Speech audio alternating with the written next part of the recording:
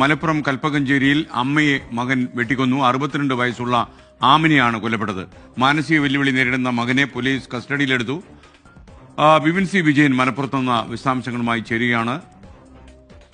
വിപിൻ, പറയൂ. Good morning.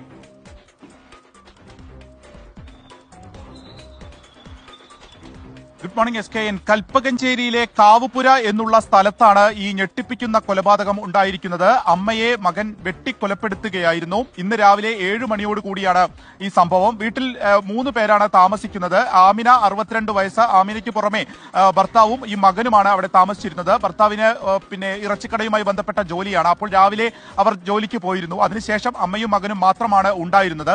ഈ സമയത്ത് മകൻ എന്തോ ചോദിക്കുകയും അത് ആമിന കൊടുത്തില്ല എന്ന് പറഞ്ഞുകൊണ്ട് തന്നെ അടുക്കളയിൽ നിൽക്കുകയായിരുന്ന ആമിനയുടെ പുറകുവശത്തിലൂടെ എത്തി കത്തി ഉപയോഗിച്ച് വെട്ടിക്കൊലപ്പെടുത്തുകയായിരുന്നു.